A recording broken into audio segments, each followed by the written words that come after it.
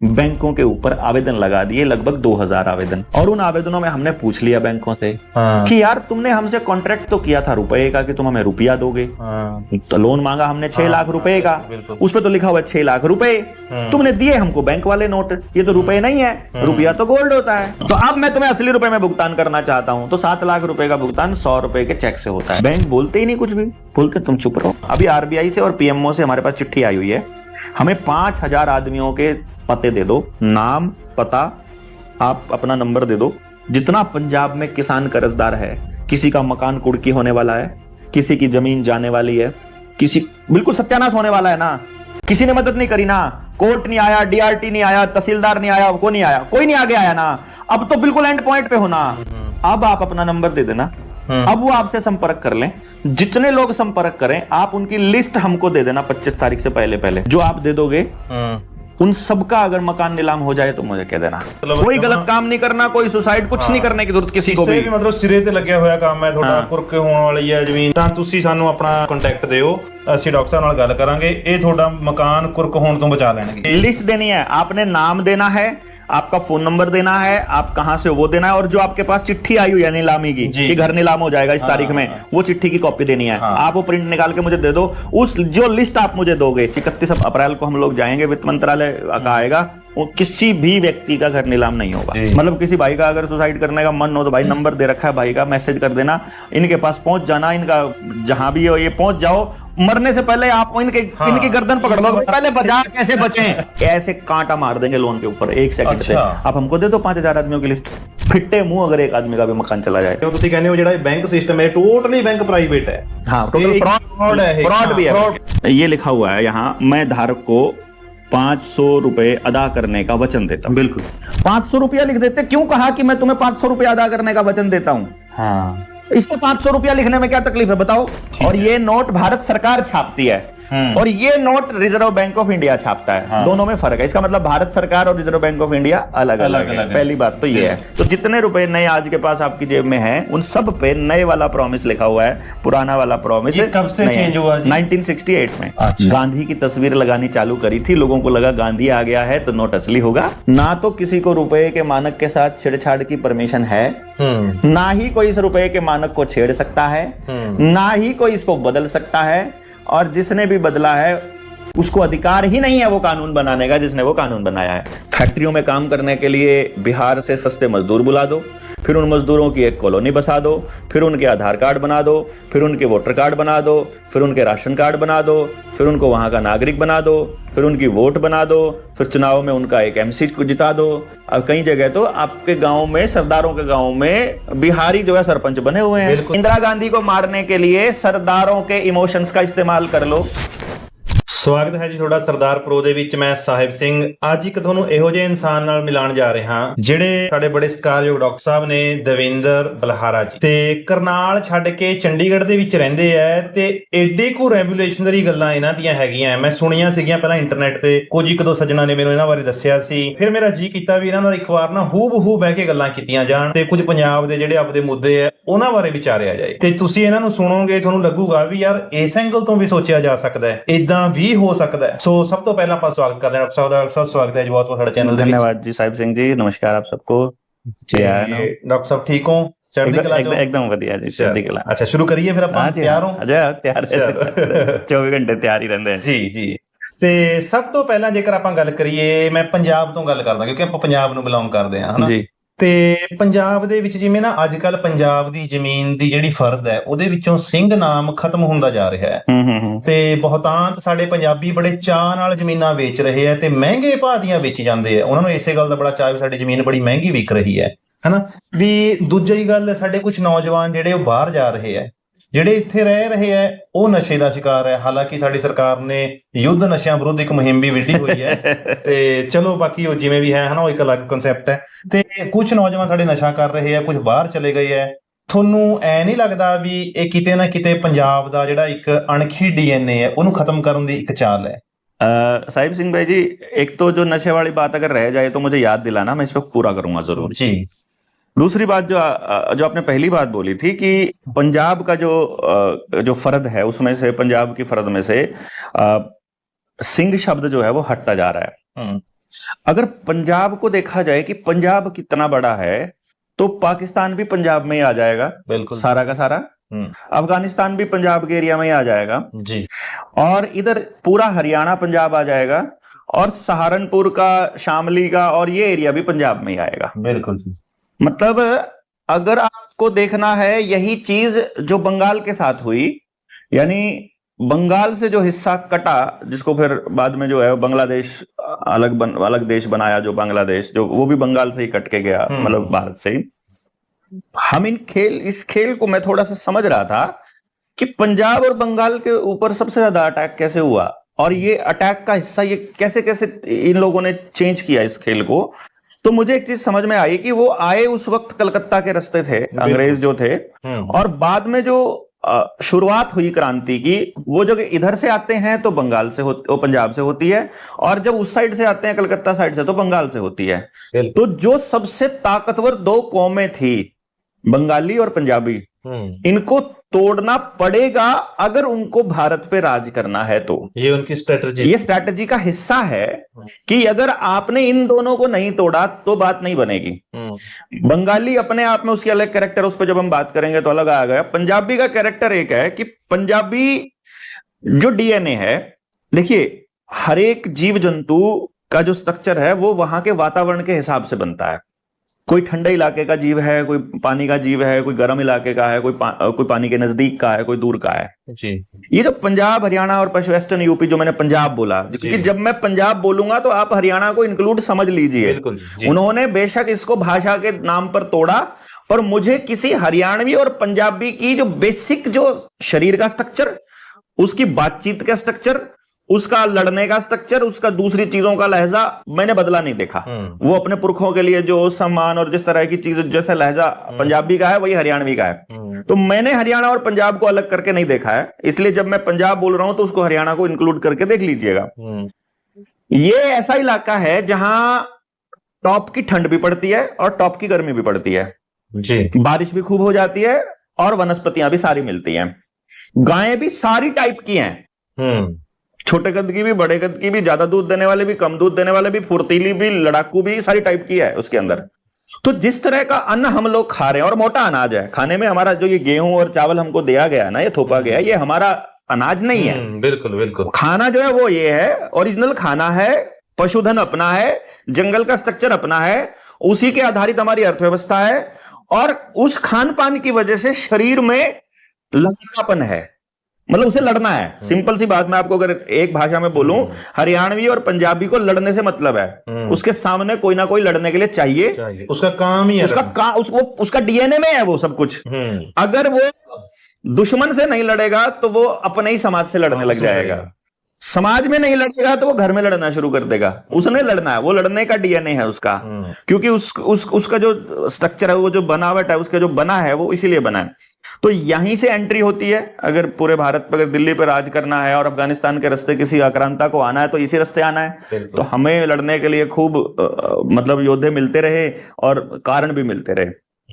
अंग्रेजों ने स्ट्रक्चर को समझा कि ये लोग हथियारों से नहीं काबू आएंगे, इनको काबू करने के लिए कोई और तरीका अपनाना पड़ेगा। किसी भी आदमी को अगर कमजोर करना है ना, मैं जॉर्ज ऑरवेल की एक किताब, एक कोट पढ़ रहा था। जॉर्ज ऑरवेल, अगर आपने नहीं सुना है तो मैं बता दूं सभी लोगों के लिए कि जॉर्ज ऑरवेल को पढ़ना आज आपके लिए बहुत ज्यादा जरूरी है। उसकी किताब है, उस किताब का नाम है 1984। ओके। देखो कमाल की बात है कि एक आदमी 1984 नाम की किताब 1948 में लिख के गया है। हाँ, कमाल है ना? हाँ। और वो 1948 में जब उसने किताब लिखी तो 1949 में प्रकाशित होने के कुछ दिन के बाद वो मर गया, रहस्यमय तरीके से उसकी मौत हो गई। तो जो आज चल रहा है वो जॉर्ज ऑरवेल ने 1948 अपनी किताब में लिख दिया था। उसमें 84 से सिख जो है वो अपने दंगों की तरफ दिमाग जाता है, ध्यान जाता है, वो नहीं है, उसमें दंगे की बात नहीं है। लेकिन वो दंगे क्यों हुए थे, वो रूट कॉज, मतलब उसके पीछे का जो रूट कॉज है और जो आपको कंट्रोल कैसे किया जाएगा, उसका पूरा स्ट्रक्चर दिया जॉर्ज ऑरवेल ने अपनी इस किताब के अंदर। किताब का नाम 1984 है, बस 1984 मतलब ऐसा करके। तो आप कहीं भी अमेज़न वगैरह पे आजकल मिल जाती है। पहले बीच में ये गायब हो गई थी सिस्टम से, अब दोबारा से जब रिसर्च करने वाले लोगों ने इसको खोजा तो फिर से दोबारा छपने शुरू हो गई है। ऑरवेल की एक कोट है, वो कहता है कि किसी भी व्यक्ति को अगर कमजोर करना है उसका इतिहास गायब कर दो। एग्जैक्टली यही हुआ था। ये बात बाबा नानक को भी पता थी, गुरु गोविंद सिंह को भी पता थी, जितने गुरु थे सबको पता थी। उन्होंने ऐसे कल्चर डेवलप किया कि हमारी नई पीढ़ी अपने इतिहास को ना भूले। उन्होंने ऐसे संगत का अरेंजमेंट किया कि भाई तुमको ये पर्व मनाना ही मनाना है, तुमको इस तरह से इकट्ठा होना ही होना है, इस इकट्ठे होकर के तुमको यहाँ अपनी सेवा देनी ही देनी है, तुमको अपना जो उनके नियम उन्होंने धारण किए और लोगों को बताया कि आने वाले वक्त में भी जब मानवता के ऊपर कहीं भी अटैक होगा तो ये जो नानक के पुत्र हैं ये ही सबसे आगे आकर लड़ेंगे। अगर कहीं शीश देने की बात आएगी तो गुरु गोविंद सिंह के पूत ही आगे आके सामने वाले का शीश भी यही काटेंगे और अपना शीश भी तेग बहादुर के पुत्र ही देंगे। अब ये बात उनको पता थी, तो इन्होंने कहा कि इनका इतिहास गायब करना पड़ेगा। और इतिहास गायब करने का सबसे आसान तरीका होता है कि आप उसकी दिनचर्या से उसको गायब कर दो। और दिनचर्या में आज आपका बच्चा अंग्रेजी मीडियम स्कूल में पढ़ता है और वहां पर वो A for Apple, B for बनाना और C फॉर कैट पढ़ता है। बिल्कुल। तो वहां मतलब G फॉर गुरु गोविंद सिंह थोड़ी पढ़ाया जाएगा, G फॉर गुरु थोड़ी पढ़ाया जाएगा, वहां पर गुरु गोविंद साहिब का तो जाप होगा नहीं। वहां तो वो अपनी ओ गॉड वाले थ्योरीज पे चलेंगे वो तो। बिल्कुल। अब उन्होंने देखा कि एक ये कर दो, फिर साथ में समाज के लिए लड़ने वाले जो लोग दिखाई दें और जिस तरह से खड़े होते वो मतलब आधी रात को भी खड़े होने वाले लोगों को मतलब इस तरह से प्रचारित कर दो जैसे सरदारों के नाम पर मतलब चुटकुले बना दो। अब क्या है कि देखो पति पत्नी के नाम पर भी जब परिवार तोड़ना है तो पति पत्नी के नाम पर चुटकुले बनेंगे और जब सरदार तोड़ना है तो सरदारी पे चुटकुला बनेगा। तो जो अगली पीढ़ी है, जो बच्चा नया है, जो नया नया सिख बना है, अभी अभी पगड़ी बांधनी शुरू की है, 10-12 साल की उम्र है, उसको कोई दूसरी कौम का कोई आदमी आकर के अटैक कर दे इसलिए क्योंकि तू सरदार है, उसे थोड़ी पता है कि मेरे सिख होने का क्या मेरे पास गौरवशाली मेरा इतिहास क्या है। लेकिन वो तो उस मोमेंट पे देख रहा है कि मुझे पिंच किया जा रहा है, मेरे को टॉन्ट कसा जा रहा है, तो वो आकर के अपनी सिक्की की निशानी छोड़ना शुरू करेगा सबसे पहले। अब आपने निशानी छोड़ना शुरू करी, उनका पहला पैतरा हिट हो गया, बढ़िया हो गया। दूसरा, अब ये मेहनतकश लोग हैं, ये अगर उधर नहीं लड़ते हैं तो ये जोटे से लड़ने शुरू कर देते हैं, मतलब दुश्मन नहीं मिलेगा तो जोटों से लड़ेंगे। तो ये अपने गांव में ही ऐसे चल भाई कुश्ती, अब इनकी लड़ाई इनके खेल क्या है, कुश्ती है, वो भी उसी तरह से लड़ने वाला है कबड्डी में, मतलब ये अपने आप को मजबूत करते रहेंगे। तो अब इनको फिर दूसरा रास्ता क्या है कि इतिहास गायब कर दिया, पढ़ाई गायब कर दी, दिनचर्या गायब कर दी, अब इनके खेल गायब करने हैं। तो खेल कैसे गायब करें, ये तो खेत में सारा दिन लगे रहते हैं, वही नानक की दी हुई शिक्षा को पूरा करते हैं, किरत के ऊपर पूरा फोकस है। तो इनको तोड़ने के लिए तो भाई फिर इनके हाथ में स्क्रीन पकड़ानी पड़ेगी, खाली करना पड़ेगा। खाली करने का रास्ता है कि मशीन दे दो, मशीन काम कर देगी, जो टाइम खाली होगा खाली टाइम में, अब खाली दिमाग शैतान का घर, शैतान आपके घर में एंट्री कर जाएगा जैसे ही आपके बच्चे के पास खाली दिमाग होगा, और खाली दिमाग होकर के आपके बच्चे को दे दी जाएगी स्क्रीन, और स्क्रीन में जो उनको दिखाया जाएगा छोटे बच्चे को नहीं पता है कि ये फिक्शन है, ये काल्पनिक है, ये पैसा कमाने का जरिया है, ये कंपनियों का प्रोपेगेंडा। उसको तो ऐसा लगता है कि जो चल रहा है वही सच है, क्योंकि आपके मम्मी पापा किताब से देख, इधर देख, ये पिक्चर है, ऐसा होता है, एप्पल ऐसी होती है, बस ऐसी होती है, उसने नहीं देखी है तो चिड़िया नहीं देखी है तो इसमें देख, इसमें नहीं देखता है तो गूगल पे देख, गूगल पे नहीं देखता है तो इंटरनेट पे देख, वीडियो में देख। तो जब उन चीजों के ऊपर आपने उसका ट्रस्ट जमा दिया कि वो चीज में जो है वैसा होता है, तो जो फिल्मों में होता है वो भी होता है, फिर वो वहीं से आप अपना पूरा गेम समझ लेंगे। अब आपको खेतों में अगर काम करते हो तो खेत के लिए लड़ना चालू करोगे, जमीन को कभी छोड़ोगे नहीं। बिल्कुल। तो खेत से भगाना पड़ेगा इसका बच्चा, खेत से भगाने के लिए किसान को तोड़ना पड़ेगा, खेती से जुड़े आदमी की बेइज्जती करनी पड़ेगी। तो फिल्मों में आया कि सरदार का बेटा शहर में पढ़ता था, चंडीगढ़ में यूनिवर्सिटी में, उसका पिता जो किसान है वो उससे मिलने के लिए आता है, वो दोस्तों के साथ बैठा है, और वो जब उसको दूर से देखता है कि किसानी के कपड़े पहना है तो वो अपने दोस्तों के सामने ऐसे बिहेव करता है जैसे वो उसको जानता नहीं है, जैसे उसका पिता नहीं है, वो उसका नौकर या कोई ऐसी चीज है। जो बच्चा उस वीडियो को देख रहा है ना, जो उस फिल्म को देख रहा है, उससे तो ऐसा ही लगेगा कि मैं भी यार बाबूजी हूँ, फिल्मों में चंडीगढ़ घूमता हूँ लंडी जीप में, तो मेरा तो टौर अलग है, और ये यार खेती करने वाला आदमी जो खुद ही कह रहा है सुबह से लेकर शाम तक खेतों में कुछ नहीं रखा, किसान ही तो खुद कह रहा ना अपने बच्चे को कि जो हम कर रहे हैं ये काम जो है इज्जत का नहीं है, तुझे तो कुछ इज्जत का करना है। तो बच्चे को कही जाती है अभी तुसी खेती नहीं करनी, तुसी नहीं करनी, कुछ और करना है। तो अब किसान ने पहले अपने बेटे को अपने से काट दिया, फिर उसने उस जमीन से काट दिया, फिर अपने सिक्खी से काट दिया, फिर अपने इतिहास से काट दिया, फिर गुरुओं से काट दिया, फिर उसके पास बचा क्या? उसके पास बचा इंटरनेट, दोस्त, लफाड़ीबाजी, बियर की बोतल, या सूखा नशा, या चिट्टा, या फिर जो मिलेगा उसे। जो असल चीज थी, जो जड़ थी, वो तो आपने काट दी। अब वो पौधा वो उसको ग्रो करना है, उसको पोषण नीचे से नहीं मिलेगा, तो जहां से मिलेगा उसको। आप पौधे को जड़ आप कलम करते हो ना, दूसरे पौधे पर कलम करते हो, तो वो वहां से लेगा ना। तो आपने क्या करा, अपने आड़ों की जड़ काट के और इधर कलम कर दिया चंडीगढ़ में, आपने कलम कर दिया कनाडा में, आपने कलम कर दिया अमेरिका में, और वो कलम करके वहीं से लेगा पोषण। वो यहां से क्यों लेगा भाई? वो क्यों आपकी जमीन बचाने की लड़ाई लड़ेगा?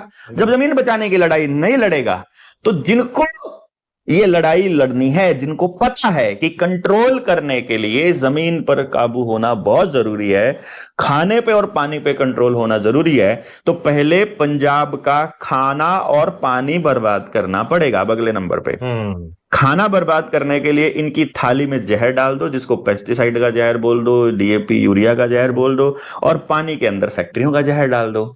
जिस नाम पे, जिन 5 नदियों के नाम पर पंजाब को पंजाब कहते हैं, जिनकी पवित्रता की सौगंध खाई जाती है, उन्हीं नदियों को खत्म कर दो, खराब कर दो। पंजाब पंजाब रहेगा ही नहीं। जब 5 नदियां ही नहीं रहेंगी, जब उनकी पवित्रता ही नहीं रहेगी, जब गुरु ही नहीं बचेंगे, जब गुरु ग्रंथ साहिब ही नहीं बचेगा, तो उसको तोड़ दो। जो थोड़ी बहुत बचेंगे, पंथों के नाम पर कुछ पॉलिटिशियंस खड़े कर दो, कुछ ग्रुप इकट्ठे कर दो, जिसमें बहुत बड़ा खेल खेला प्रकाश सिंह बादल के जरिए इन लोगों ने, क्योंकि वो पंथ के नाम पर आया था। बिल्कुल। शिरोमणि अकाली दल जो बनी थी, वो अकाल तख्त के, ऐसा लगता था कि जैसे अकाल तख्त के आदेश पर बनी है, ऐसा लगता था जैसे ये सिक्खी को बचाने के लिए आए हैं। बिल्कुल। और प्रकाश सिंह बादल ने ऐसा काफी काम किया भी इस दिशा में, लेकिन औलाद निकम्मी निकल आई। सुखबीर बादल ने पूरा जबा के तबाह किया इसको। जो मजीठिया के खिलाफ जो आरोप लगाए थे अरविंद केजरीवाल ने, अब वो आरोपों में हालांकि उसने माफी मांग ली, क्योंकि मैं पॉलिटिक्स को समझता हूं बहुत अच्छे से। इस गेम के अंदर उन्होंने देख लिया कि पंजाब में अगर कानून, मतलब ये केस तो इतने लंबे चलेंगे, तारीखें इस हिसाब से हो जाएंगी कि वो रोज हर तारीख पे बुलाया करेंगे, टाइम खराब होगा, इससे अच्छा माफी मांग के पीछा छुड़ा लो। अरविंद केजरीवाल ने माफी मांगी, इधर से मजीठिया जो है चिट्टे में फ्री हो गया कि भाई आरोप से बरी हो गया, और तो कोई आरोप था नहीं उसके ऊपर। दूसरी किसी नेता की औकात बची नहीं फिर आरोप लगाने की, जिसकी लब बची है वो लोग ठोक देते हैं। तो अब जो जवानी बर्बाद करने के फिर 2-3 रास्ते बचे, या तो इसको शबाब में डुबो दो, या शराब में डुबो दो। जो शराब और शबाब से नहीं डूबे, तो भाई उसको जो सूखे चिट्टे से डुबो दो, और जो उससे भी बचा रह जाए उसे विदेश भेज दो। अब आपके पास कोई बचा ही नहीं आपकी लड़ाई लड़ने वाला, तो बड़े आराम से फिर पंजाब को काबू किया जा सकता है। तो फिर यहां पर फैक्ट्रियों में काम करने के लिए बिहार से सस्ते मजदूर बुला दो, फिर उन मजदूरों की एक कॉलोनी बसा दो, फिर उनके आधार कार्ड बना दो, फिर उनके वोटर कार्ड बना दो, फिर उनके राशन कार्ड बना दो, फिर उनको वहां का नागरिक बना दो, फिर उनकी वोट बना दो, फिर चुनाव में उनका एक एमसी को जिता दो। अब कई जगह तो आपके गांव में, सरदारों के गांव में बिहारी जो है सरपंच बने हुए हैं। बिल्कुल बिल्कुल, ठीक है। तो ये पूरा का पूरा गेम प्लान स्क्रिप्ट के हिसाब से चलता है और पूरे सिस्टम से चलता है, और बहुत अच्छी तरह वर्क कर रहा है। और ये काम इसलिए कर रहा है क्योंकि जो लोग बचाने निकलते हैं ना, आप और मैं, अगर मतलब मैं तो चलो हरियाणवी हो गया, 2 सिख बैठ के बात करने लगेंगे ना कि बचाना है सिक्खी को, और चलेंगे, जब तक वो जगाने की प्रक्रिया में रहेंगे, जैसे ही समाज से थोड़ा सम्मान मिलना शुरू होगा, लड़ाई हो जाएगी। बीच में तेरे को कैसे बिठा लिया, अखबार में तेरा फोटो आ गया, मेरा क्यों नहीं आया, तेरा नाम आ गया, मेरा क्यों नहीं आया, पैसे सारे तू खा गया, तो तेरे को सारी चौधर चाहिए, तेरे को तो मतलब फिर वो चालू हो जाएगा। क्यों? लड़ने वाले लोग हैं, दुश्मन जो है वो छुपा हुआ है, और वो असली और वो गेम क्या खेलता है, आपके दिमाग में उसे सिर्फ डाउट का बीज ही तो बोना है कि यार मेरे को लगता है कि साहिब सिंह कुछ गड़बड़ कर रहा है। भाई इतना ही तो कहना है भाई को, ठीक है ना, कि साहिब गड़बड़ कर रहा है। क्या गड़बड़ कर रहा है? मैं आया था मेरे पास एक बार, लेकिन देख मैं कहूंगा नहीं यार, देख मैं सारी बात नहीं कह सकता, तुम लोगों की क्यों लड़ाई हो जाऊं मैं, इतना सा कह यार वो दिमाग में साहब इसका मतलब वो फोन पे मैं बुला रहा था उस दिन, इसलिए नहीं आया, वो बहुत सारी चीजें चलेंगी, क्या हो जाएगा। और अपने ही लोगों के बीच में आपको फिर मतलब इस तरह से उलझा देंगे कि आप फिर वो जो लड़ाई चले थे दुश्मन से लड़ने के लिए, आप अपने ही लोगों से लड़ने लग जाओगे। क्योंकि अकाली दल ने ये बहुत बड़ी गलती करी है उस टाइम पे मैंने देखा है, मैं इलेक्शन मैनेजमेंट कंपनी भी थी मेरी, ओके। और तो मैं पॉलिटिशियंस के काफी नजदीक रहा हूँ। राजा वीरभद्र के लिए भी हमने काम किया, यहाँ तक कि अमित शाह की टीम के साथ भी हमने काम किया है दिल्ली अच्छा। में। अरविंद की टीम हो, अरविंद केजरीवाल की, फिर इधर से हमारे हरियाणा के मुख्यमंत्री पुराने जो है उनके, और आपके पंजाब में भी खूब किया। तो पंजाब में मैंने खेल देखा था। मैं क्योंकि ये सारा घुमा के मैं पंजाब पे इसलिए लेके आ रहा हूँ क्योंकि हम पंजाब की बात कर रहे हैं। तो मैं उस खेल में देख रहा हूं कि जैसे हम जब सर्वे करने के लिए जाते हैं तो वो बंदा क्या बोल रहा है, अकालिया ने तो सारा नु वोट पानी नहीं। मैं तो क्यों होया कि हो साले टिंडे वाले ने, ये तो टिंडे वाले, और टिंडा किनू कहंदे ने, वो टिंडा होने कहंदे वो ईख की जो वो ट्राली होती है ना, और उस पे जो गांठ मार और रस्सी बांधते हैं और वो बीच में वो किला फंसा देंगे हैं, उन्हें टिंडा कहंदे। बोला वो है, बोला साले ना उत्ते जान देने ना थल्ले जान देंगे, ਇਹੋ ਜਿਹੀ ਗੰਢ ਮਾਰ ਦਿੰਦੇ ਨੇ। ਹੋਇਆ ਕੀ ਦੱਸੋ ਤਾਂ ਸਹੀ, ਹੋਣਾ ਕੀ ਸੀ? ਸਾਡੀ ਗਲੀ 5 ਘਰ ਨੇ, 2 ਘਰ ਅਕਾਲੀਆਂ ਦੇ, 1 ਘਰ ਕਾਂਗਰਸੀ ਦਾ, ਫਿਰ 1 ਘਰ ਕਾਂਗਰਸੀ ਦਾ, ਫਿਰ ਅਕਾਲੀ ਦਾ। उन 2 घरां दे अगे गली बना दी, इस घर ते आगे बनाती, और 2 कांग्रेसी छड़ते, कहते पहले अकाली ज्वाइन करो फिर करांगे। अच्छा। जे रोला पाओगे तो पर्चा दर्ज करा देना। वो आपस में सिखों को उस गली में से ही गली वालों को लड़ा दिया, क्योंकि वो उस अकाली वाली जो सरकार है, जहां तक मैं समझता हूं, क्योंकि अकालियों की सरकार जो पंजाब में है उसका थोड़ा बहुत सिमिलैरिटी हमारे हरियाणा में चौटाला की फैमिली से मिलता है। उसका कल्चर जो है ना, यानी जो बादल सरकार का जो कल्चर है वो चौटाला सरकार से मिलता है। वहां वर्कर को ताकत मिलती है, वर्कर भी लोकल है, पार्टी भी लोकल है, प्रादेशिक पार्टी है। तो रीजनल पार्टी के जो वर्कर हैं वो पर्सनली जानते हैं मुख्यमंत्री को, तो थोड़ा सा टॉर में रहते हैं। उस वजह से एसएचओ से कह के पर्चा वर्चा कराना और छुड़वाना, वो दलाली, वो थोड़ी आसान हो जाती है उनकी आपस में। उस पावर का इस्तेमाल उन्होंने सिक्खी बचाने के लिए, गांव बचाने के लिए नहीं किया, उल्टा आपस में एक दूसरे को तंग करने के लिए किया। यानी वो जो पावर जो मिली थी, जिसका फायदा वो अपने पंथ को, अपने सिखिज्म को, अपने पंजाब को बचाने के लिए इस्तेमाल कर सकते थे, वो नहीं कर पाए दुर्भाग्य से। और इसी वजह से आपकी जमीनों के ऊपर से ये जो सिंह शब्द है धीरे धीरे हट रहा है, क्योंकि आपका खाना भी दूषित हो गया है। और जैसा खाए अन्न वैसा होए मन, और जैसा होएगा मन, उसके बाद उसके हिसाब से ही आपका जो बॉडी का जो स्ट्रक्चर है, जो कोशिका है, वो उसी हिसाब से रिएक्ट करना शुरू करती है। और जो दिमाग का स्ट्रक्चर और कोशिका का स्ट्रक्चर, यानी कि आपका डीएनए, फिर इसी तरीके से धीरे धीरे बदलना शुरू होता है। और फिर आप लड़ने की बजाय, फिर आप 5 किलो अनाज लेने के लिए फिर आप सड़क पे खड़े मिलोगे। सुबह सुबह मुझे बड़ा दुख होता है, मैं जब हरियाणा में निकलता हूँ और जब कोटे का राशन लेने वाले लोगों को देखता हूँ, तो जो अपने आप को जमींदार और अमीर और अपने आप को बड्डे को हंदे हैं, वो रात को राशन लेके आते हैं, फरीवाड़ा ना लुक के लेके आते हैं।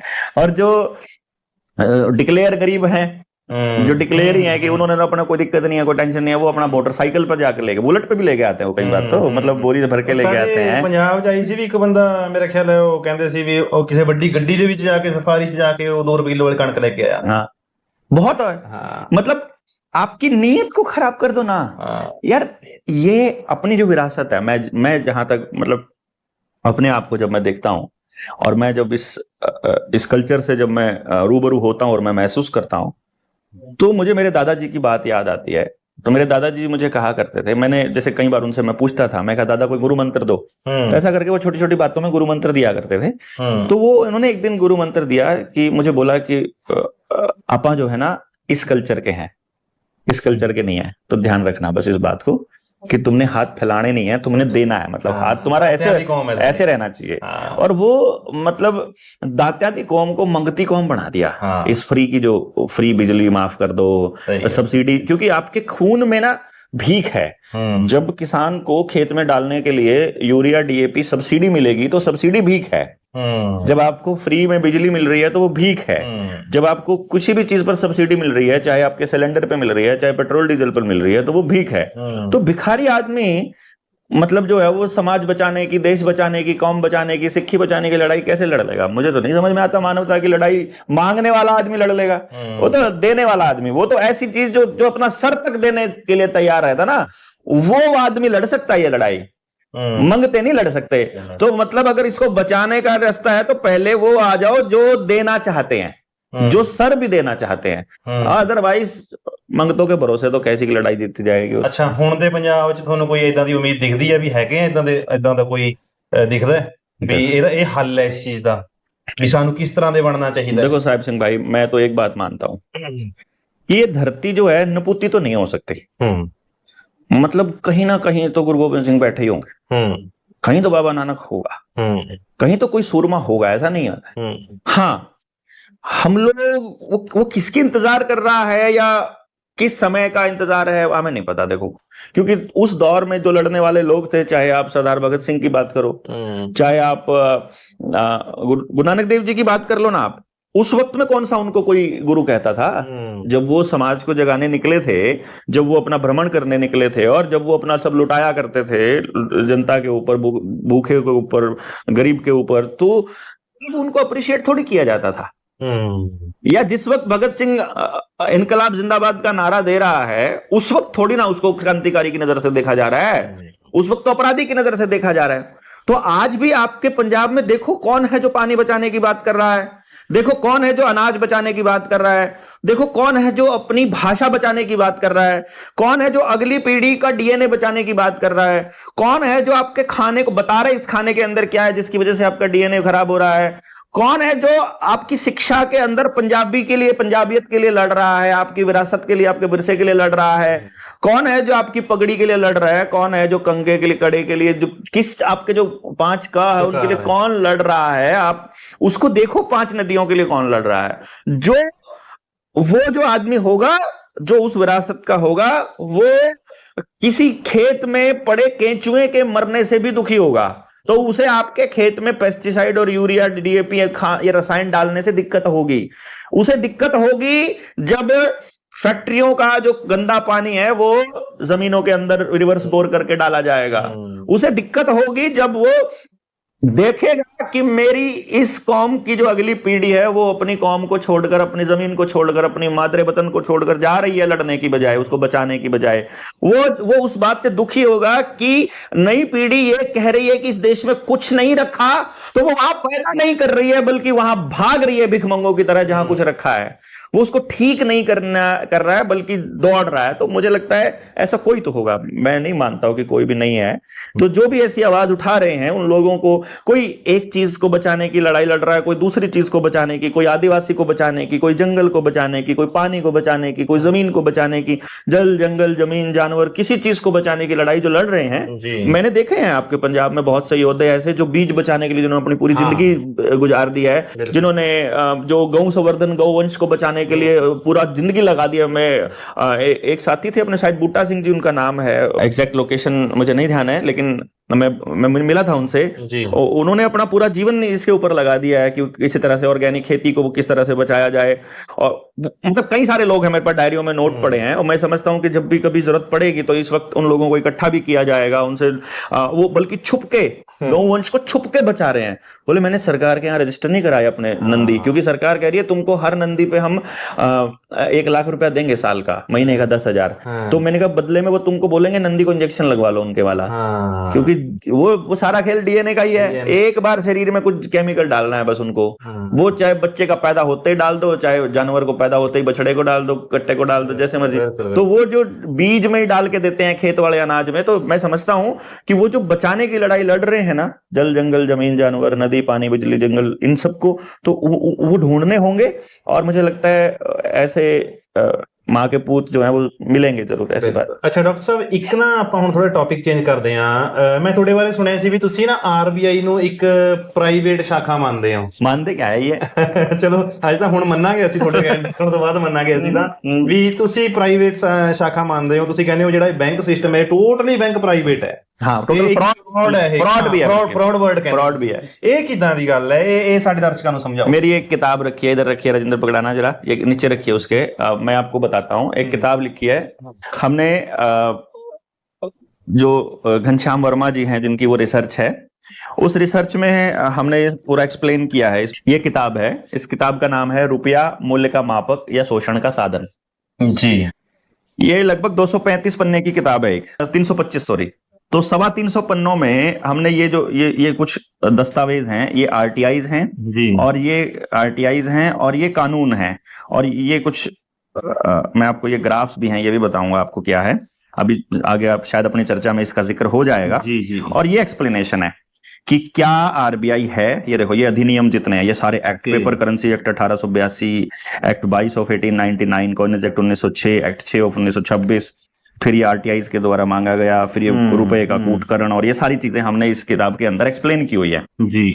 और इसका जो मूल सोर्स है वो है आरबीआई के आर्काइव से लाए हुए दस्तावेज। ओके, सिरे तो वहीं से, मतलब जो अब वहीं से अगर कोई डॉक्यूमेंट आ गया उसको आप कैसे नकारोगे। और उन्होंने सर्टिफाई करके दिया हुआ है, सर्टिफाइड कॉपीज अपने पास अवेलेबल हैं।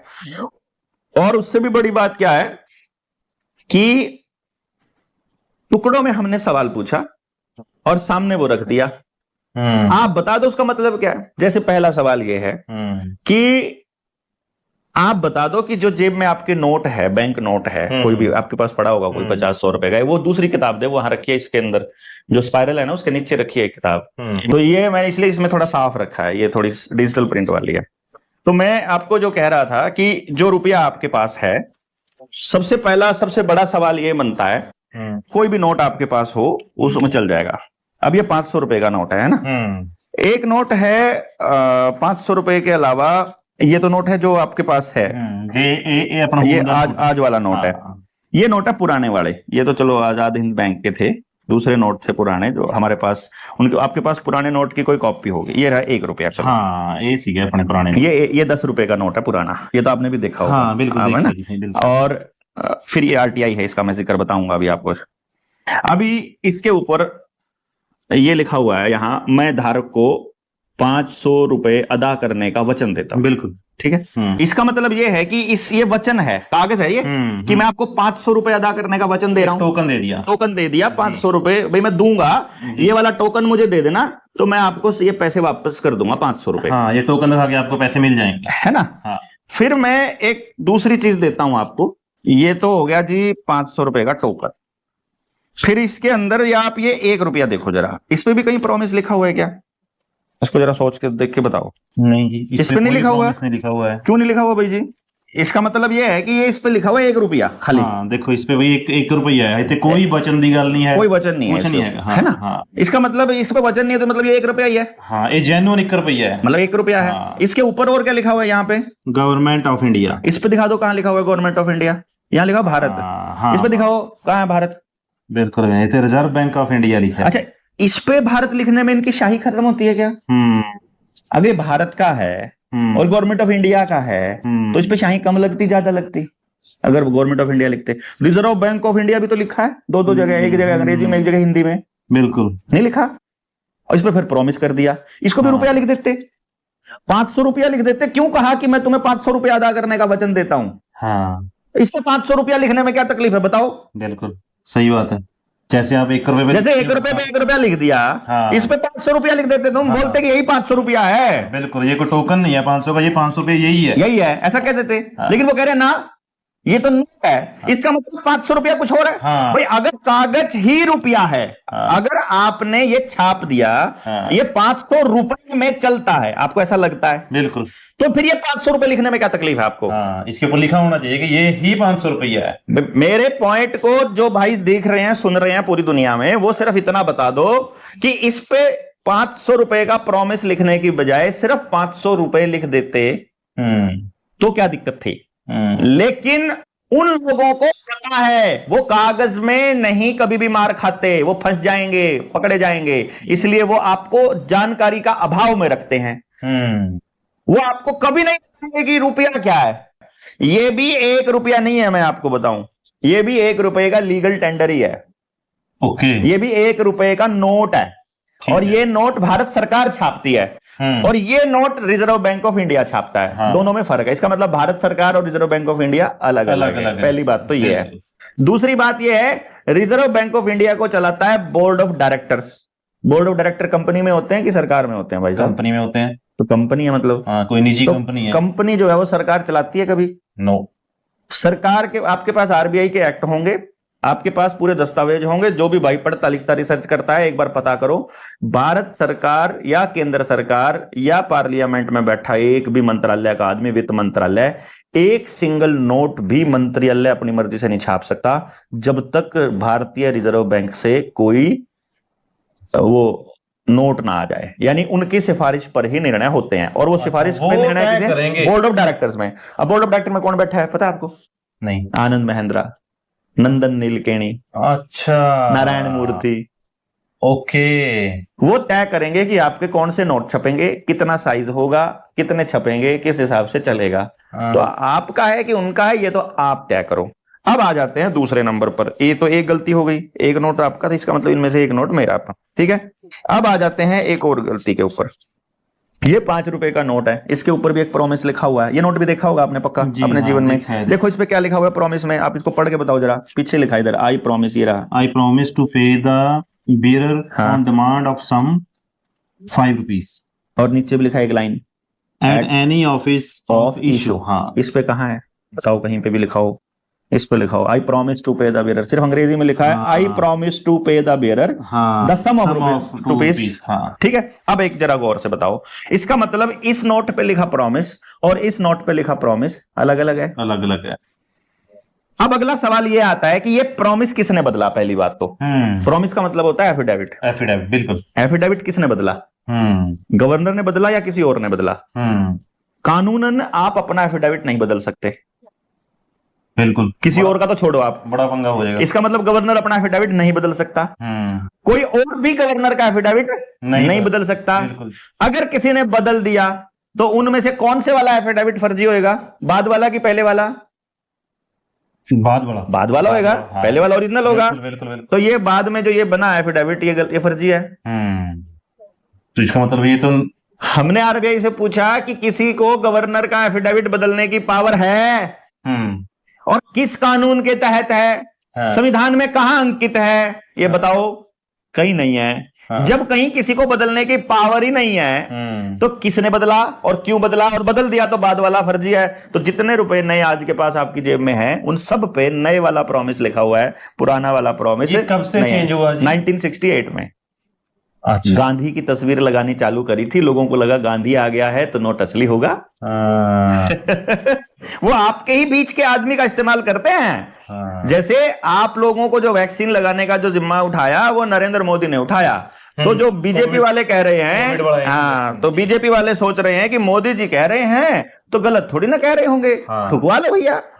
अब जब मोदी जी के कहने, मोदी ने कहा, उन्होंने कहा कि फिर तो कांग्रेस वाले नहीं लगवाएंगे, फिर राहुल गांधी भी चिल्लाने लग गया कि लगाओ भाई लगाओ, फटाफट लगाओ। फिर कांग्रेसी कह रहे हैं कि भाई राहुल गांधी कह रहा है फिर तो लगवाओ। जब देखा कि फिर इसका मतलब आम आदमी पार्टी वाले नहीं कहेंगे तो फिर अरविंद से कहलवा दिया, फिर वो भी कहने लगा, अरविंद केजरीवाल भी कि लगवाओ भाई लगवाओ। फिर ममता ने भी कह दिया लगवाओ भाई लगवाओ। फिर अखिलेश यादव बोला थोड़ा सा, और वो चौधरी का बेटा अजीत सिंह का बेटा बोला जयंत, उसने कुछ खिलाफत में बोला था, पता नहीं क्या हुआ रात को, अगले दिन बोला नहीं लगवाओ। पहले दिन बोल रहा है नहीं लगवाना, अगले दिन बोल रहा है लगवाओ। चलो वो तो इंजेक्शन है तो लगवाना ही पैना सी। क्यों लगवाना पैना सी? यही तो समझना है आपको खेल। ये शरीर आपका है कि उनका है? साडा है। तो उनको दे दोगे आप? क्यों दे दिए? तो दिया ना, वैक्सीन लगवाने के लिए दे दोगे।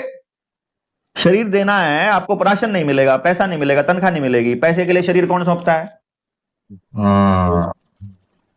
सही है। आपकी नीयत खराब करनी है ना उनको।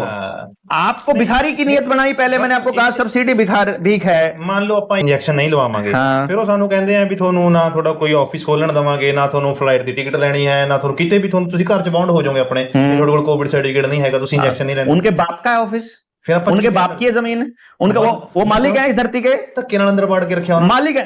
केनाल ना, केनाल आपने धक्का चलने दिया तो उनका चल गया। ਉਹ ਅਗਲੇ ਕਹਿੰਦੇ ਸੀ ਵੀ ਪੁਲਿਸ ਲੈ ਕੇ ਆ, तो अगले कुछ भी कह, फिर ਉਹਦਾ ਕੀ ਇਲਾਜ है अपने को? निहंग सिख। और देखो कैसे कैसे गया था ना, आया कोई एक हाँ वैसे वो एक अलग कंसेप्ट है। सिंह अलग क्यों कंसेप्ट है? आदमी नहीं है वो, उसका शरीर आपसे अलग है, डबल है, 4 गुना है, नहीं है उतना ही है जितना आपका है। हाँ। आपसे छोटा और पतला भी हो सकता है, बिल्कुल, पर उसके आगे तो बोलने की हिम्मत नहीं होती। हाँ, उन्हें आगे नहीं बोलता। क्यों? एटीट्यूड ही उन्होंने इस लेवल का है। तो आपके एटीट्यूड होने में क्या दिक्कत है? फिर अगर एटीट्यूड से बात बनती है तो आपको एटीट्यूड वैसा लाने में क्या दिक्कत है? ਹੁੰਦਾ ही नहीं है वो किसी को। क्या कारण है इसका? मतलब एटीट्यूड, इसका मतलब एटीट्यूड नहीं है, कुछ हो रहा है। हाँ। वो क्या है? कोई कुछ है उन्होंने कोले हो जा भी, कोई ताकत है उन्होंने कोले हो जी, क्योंकि समझते हो इस चीज, क्योंकि शायद उनको ओरिजिनल चीज पता हो। देखो हालांकि मैं इस धर्म ਨਾਲ रिलेट करदा, पर निहंग सिखां दी ਜਿਹੜੀ ਗੱਲ ਤੁਸੀਂ ਦੱਸ ਰਹੇ ਹੋ ये शायद ਮੈਨੂੰ भी नहीं पता हैगी भाई। ये आपको बताई नहीं जाएगी ना। जैसे मैंने अभी आपको थोड़ी देर पहले बोला कि जब इसका मतलब जब इस पे वादा लिख दिया तो इसका मतलब नए वाले नोट तो हो गए नकली। अब दूसरे नंबर पे बात आती है कि इस 500 रुपए के नोट पर 500 रुपए का वादा लिखने की क्या जरूरत थी, अगर वो इसके ऊपर 500 रुपए ही लिख देते तो। क्योंकि उनको पता था कि रुपया ये नहीं होता है, रुपया कुछ और होता है। असल में जब हमने पूछा, सरकार से पूछा कि असल में रुपया क्या होता है वो हमको बताओ, तो वो कह रही है कि भाई रुपए में मौजूद सोने की मात्रा ही रुपया होती है। कैसे? आपको तो कभी बताया ही नहीं गया ना। नहीं, असल में जो असली जो लाइन है वो ये है कि रुपए में मौजूद सोना ही रुपया है। अच्छा, 1 रुपए की कीमत ਉਹਦੇ ਵਿਚਲਾ सोना तय करेगा? सोना नहीं तय करेगा। हाँ। रुपए में सोने की मात्रा ही रुपया है। ओके, यानी उसमें सोना है तो रुपया है, सोना नहीं तो रुपया नहीं। बिल्कुल बिल्कुल। और ये आपके पुरखे बताया करते थे कि सरकार के पास जितना सोना होता है वो उतने ही नोट छाप सकती है। बिल्कुल। कितने सोने के बदले कितने नोट छाप सकती है ये किसी ने नहीं बताया आपको आज तक, ये किताब बताएगी आपको। अच्छा, अब वो कह रहे हैं कि आजकल सोने के बदले नोट नहीं छपते, तो फिर भाई किसके बदले छपते हैं? भाई बताना पड़ेगा ना। बिल्कुल बिल्कुल। हाँ। वो कह रहे हैं कि किसके बदले छपते हैं। अब हम उनसे अगर पूछने चले जाएं कि चलो एक काम कर लेते हैं, कब से हटे ये सोने के बदले नोट छापने? वो बोले, कोई कहता है 90s में छपे हट गए थे, कोई कहता है 70 में छप गए हटने के थे। मैंने कहा चलो कभी हट गए होंगे, किसी ना किसी कानून के तहत ही हटने चाहिए, या अभी हटा दो कोई भी, कुछ ना कुछ तो किसी को वो हटाने का अधिकार प्राप्त होना चाहिए। हाँ। और किसी के पास उसकी पावर होनी चाहिए, और कोई ना कोई कानून बनना चाहिए। तो क्या वो कानून बनाने का अधिकार उस आदमी के पास था जिसने वो बदला? तो आरटीआई का जवाब कहता है कि ना तो किसी को रुपए के मानक के साथ छेड़छाड़ की परमिशन है, ना ही कोई इस रुपए के मानक को छेड़ सकता है, ना ही कोई इसको बदल सकता है, और जिसने भी बदला है उसको अधिकार ही नहीं है वो कानून बनाने का जिसने वो कानून बनाया है। अच्छा, फिर तो मतलब कि बहुत बड़े पद्धर का फ्रॉड हो गया। तो आपके दादाजी तो खेत में काम कर रहे थे, उनको क्या पता वहां क्या बन रहे हैं, कानून बन रहे हैं। गांव में कोई ऐसा वकील पैदा हुआ ही नहीं जो समझा दे, कोई टीचर ऐसा हुआ ही नहीं जो रुपया समझा दे, जो बता दे कि असली रुपया क्या है, रुपए के नोट कैसे छपते हैं, तुम लोगों की पूंजी कैसे हड़पी जाती है, कैसे। अब किसी के पास एक बोरी ट्रक भर के नोट छाप दे, अगर मान लो आरबीआई में बैठा नंदन नीलकणी बैठा है और मोदी को बुला के इधर हाथ कंधे पे हाथ रखे, बोले मोदी पापा इधर छोटे इधर। तो ये तो क्योंकि उद्योगपति तो नेता को कुत्ते की तरह पलते हैं ना, तो बोलते हैं इधर आप इधर आ तू, तो एक ट्रक नोट छाप के दे, इधर उधर जाके जमीन लेनी है। हाँ। 2 करोड़ का किला कर देंगे, 4 करोड़ का कर देंगे, क्या है छाप दो जितने मर्जी, किसान ट्रक चौड़ा होके दे देता आज। हाँ। उस किसान से पूछो तो सही, तूने 2 करोड़ का किला बेचा था, उसी किले को 2 करोड़ में लेके दिखा तू अगले दिन। हाँ। और भाई जिसके पास जमीन है वो तो जमीन कह रहा है जमीन में कुछ नहीं रखा, और उद्योगपति जिसके पास 10,000 करोड़ रुपए छापने की मशीन लगी है, जिसके पास फैक्ट्रियां लगी है, जो सब कुछ छाप सकता है, उसको जमीन चाहिए आपकी। यार जिसके पास पहले से सब कुछ है उसको आपकी जमीन चाहिए। तो जमीन उससे कीमती है, तभी तो चाहिए, तभी चाहिए। वरना जो उसके पास है वो थोड़ा है क्या? अडानी के पास जो पहले से है वो थोड़ा है क्या? कुछ तो खास है हमारी जमीन है ना, वो उससे कीमती है जितना पैसा वो आपको दे रहा है। भाई साहब, आप 2 रुपए की मिर्ची के ऊपर लड़ लेता है बंदा सब्जी लेते हुए, क्या पता अपनी बीवी के लिए 2 लाख का हार लेके आया हो, और नीचे सब्जी लेते हुए कहता है धनिया तो तूने थोड़ा डाला, और धनिया पे साला बेईमाना कर देता है। उसको लगता है कि पैसे की वैल्यू नहीं मिली उसे। तो वो कोई दुकानदार या कोई बड़ा बिजनेसमैन आपकी जमीन को अगर 50 करोड़ में खरीद रहा है, तो इसका मतलब आपकी जमीन 50 करोड़ से ज्यादा की थी, तो 50 करोड़ में खरीद रहा है। कुछ तो खास था, कुछ खास था, वो किसी को नहीं पता। तो जो रुपया है वो किसी को नहीं पता। अब मैं थोड़ा सा बताता हूं, इसमें किसी ने चैलेंज भी नहीं किया अब तक? किया, दुनिया ने किया, जिसने चैलेंज किया उसी को मार देते हैं। अच्छा, सुभाष चंद्र बोस को मार दिया ना, अपने लाल बहादुर शास्त्री को मार दिया ना, बैंकों का जब राष्ट्रीयकरण किया तो इंदिरा गांधी को मार दिया ना। इंदिरा गांधी को सरदारों ने थोड़ी मारा था, बताया तो यही जाता है भाई, बताया जाता है, सरदारों को मार दिया बताया जाता है ना भाई साहब। 2 एक पंथ से पॉलिटिशियन एक तीर से 2 निशाने खेलता है। थोड़े कहना इंदिरा गांधी को मारने के लिए सरदारों के इमोशंस का इस्तेमाल कर लो। आप एक बात बताओ, आपके यहाँ ट्रक ड्राइवर होते हैं खूब, सरदारों में ट्रक ड्राइवर खूब होते हैं, बंदा मर जाए ट्रक ड्राइवर पर ट्रक से, सरदार क्या करेगा? बिहार के पिछले पूर्वी इलाके से गरीब से परिवार को पकड़ेगा, उसको बोलेगा तेरे घर 15,000 रुपया महीना तनख्वाह पहुंचती रहेगी तेरी, तने जेल काट के आनी है मेरे बदले में। होते हैं कि नहीं ऐसे केस? होते हैं ना। इसका मतलब जिसको भी आप पहले से ही इंदिरा गांधी से नफरत करते हो, ठीक है, पहले से ही करते हो, क्योंकि इंदिरा गांधी ने वहां ऑपरेशन ब्लू स्टार में हरमिंदर साहिब पे अटैक कर दिया। अब हरमिंदर साहिब पे अटैक सरदारों से बर्दाश्त नहीं हो रहा। अब एक सरदार को वो आकर के कहते हैं साला इसका काम करना पड़ेगा, ठीक है, करेंगे। अब पहले से गुस्सा है उसके अंदर, तेरे परिवार की, तेरे घर की जिम्मेदारी हमारी, ये ले इतने पैसे खाते में, इतने पैसे खा दिया, जो भी तेरे को चाहिए बता। अरे पैसों के बिना करेंगे तो फिर रास्ता दो। रास्ता क्या, तेरे को अंदर ही भिजवा देते उसकी सिक्योरिटी में, फिर करवा, या उससे मिलवा देते हैं तेरे को, उससे मिलवा, क्योंकि कितना मुश्किल है भाई उनके लिए जो इतना बड़ा गेम खेलते हैं। तो आपके इमोशंस का इस्तेमाल किया गया अपना मतलब निकालने के लिए। आई बात समझ में? सरदारों ने नहीं मारा इंदिरा गांधी को, सरदारों का वहां पे प्लांट सरदारों का इस्तेमाल किया गया। सिर्फ वो पगड़ी थी उसका इस्तेमाल किया गया, और जिनके ऊपर गर्व करते थे सरदार, उन्हीं को फिर संता बनता बना के पेश कर दिया उन लोगों ने, उनके ऊपर चुटकुले बना दिए ताकि को संता बनता बना। हाँ, और पूरे के पूरे, अब आप बेइज्जती जिस चीज से होती हो फिर आप उनका नाम लेना बंद कर दोगे, जिस पे गर्व उनको करना था, तो उधर से वो भी गायब हो गए, हिस्ट्री से, इतिहास से गायब हो गए वो, और कारण भी गायब हो गया। और आपको कारण नजर आ रहा है ये, लेकिन असल कारण ये था कि उसने बैंकों का राष्ट्रीयकरण किया था। वो बैंकों के उस चल रहे उस पूरे खेल को, पूरे प्राइवेटाइज पूरे गेम को जो इंदिरा गांधी ने किया, वो बदलने में इतना टाइम लग गया उनको फिर। अच्छा, हाँ, आज जाकर के प्राइवेट होने लगा पूरी तरह से। पूरा HDFC के पास सारा पैसा चला गया, ICICI के पास चला गया, एक्सिस के पास चला गया।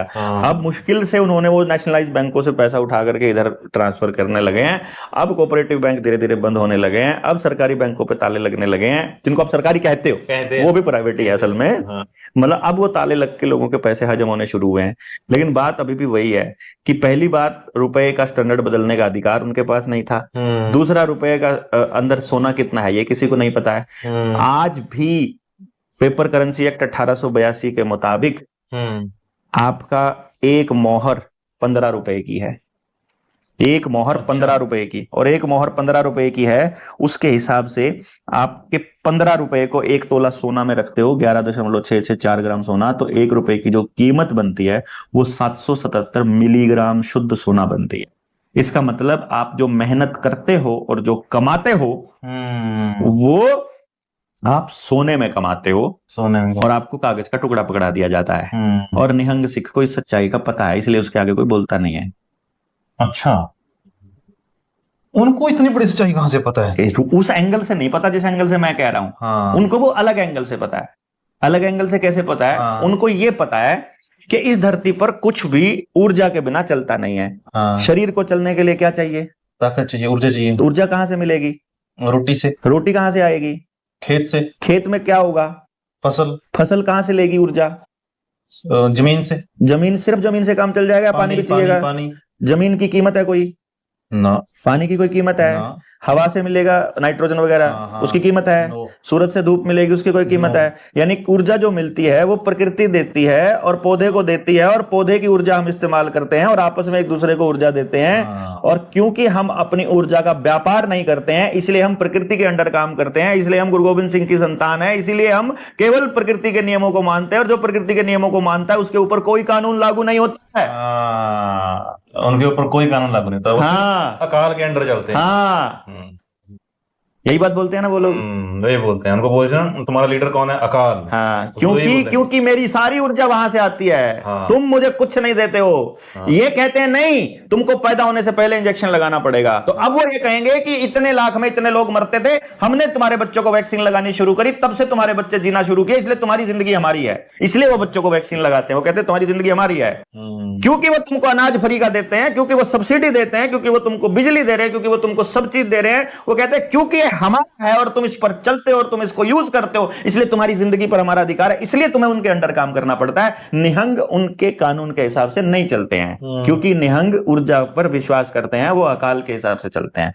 आप जिस दिन, गांव वाले जिस दिन अपने आप अपनी पूरी जिंदगी को जंगल, पानी, जल, जंगल, जमीन, जानवर और खेत और अकाल के आधार पर जीना शुरू कर देंगे, उस दिन उनके ऊपर सारे कानून लगने बंद हो जाएंगे।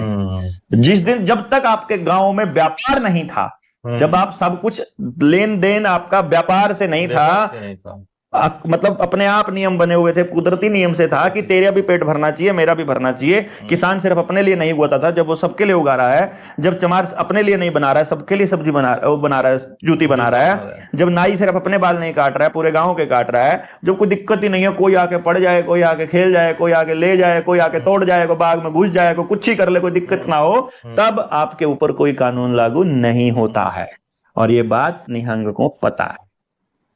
सही बात। इसीलिए उनके ऊपर दुनिया का कोई कानून लागू नहीं होता है, दुनिया का। उनके पास AK-47 होगी, कोई पुलिस वाले की औकात नहीं है वो उससे उस हथियार का लाइसेंस पूछ ले, क्योंकि पुलिस का जो काम है वो भी कमर्शियल है, क्योंकि रोड पर चलना है। वो कह रहे हैं आप पैसा कमाते हो इस रोड पर चलकर, इसलिए आपको इसका टैक्स देना पड़ेगा। निहंग से लेके दिखाओ ना, निहंग क्या कहेगा, मेरे पुरखों की जमीन है, तुमने इस पे बनाने की परमिशन मेरे पुरखों से कब ली, पहले ये दिखाओ। वो खुद ही उनसे पूछने लग जाता है, वो कहते बाबा तू जा। ऐसा ही होता है। निहंग उनसे सब पूछता है कि तेरी परमिशन किसने दी। जिस दिन गांव के बच्चे को ये पता चल गया पुरखों की जमीन है, ये तुमको लूटने के लिए, तुम तुम्हारी औकात क्या हो गई हमसे पैसे लेने की, उस दिन ये भागेंगे भाई। सही है, सही है। ये नॉलेज हर एक बंदे के अंदर होनी चाहिए। Knowledge is power, knowledge is power. इनके पास नॉलेज है और हमको क्या A फॉर एप्पल याद कराने लगा देते हैं। हमारे वाले बच्चों को सारा कचरा पढ़ाना चालू कर देते हैं। हम वाले क्या कहते हैं, नौकरी मिलेगी, नौकर बनेगा बंदा। क्या करके नौकर बनेगा, जब अपनी जिंदगी के 30 साल इनकी दी हुई किताबों में रट्टे मारता रहेगा, जिसमें ना जिंदगी जीने का सलीका है, ना परमात्मा है, ना अध्यात्म है, ना भाईचारा है, ना गांव है, ना गुरु है, ना कुछ है, जिसमें रोटी खाने की भी समझ नहीं देती जो किताबें, वो किताबें हमारे बच्चे को 30-30 साल पढ़ने को दे देते हैं। और फिर जब वो पेपर पास नहीं कर पाता, जो होना ही नहीं है 99.9% का, फिर कहते हैं बच्चा निकम्मा है। हम उसको डायरेक्शन ही गलत दे रहे हैं, शुरू से परवरिश ही गलत दे रहे हैं, काम ही गलत दे रहे हैं, शिक्षा ही गलत दे रहे हैं। स्कूल सारे स्कूल इनके एजेंडे पे काम कर रहे हैं, सारे पॉलिटिशियन इनके एजेंडे पे काम कर रहे हैं, सारे डिपार्टमेंट इनके एजेंडे पे काम कर रहे हैं, सारे जज इन पे काम कर रहे हैं, सारे पुलिस वाले इस पे काम कर रहे हैं, सब इस एजेंडे पे काम कर रहे हैं, क्योंकि गांव के आदमी को समझ ही नहीं है। ये नई विश्व की व्यवस्था लाना चाहते हैं, जिसमें ये सबको एक जैसा लाना चाहते हैं। इस सबको एक जैसा बनाने में सरदार सबसे बड़ी समस्या है इनके लिए। वो कैसे? सिक्खी क्यों चलती नहीं? वो तो कहते हैं अपन तो जो गुरु ग्रंथ साहिब कहेगा अपन तो वहां से चलेंगे, अपन तो जो गुरु कहेगा वो वहां चलेंगे, अकाल जहां से कहेगा वहां से चलेंगे।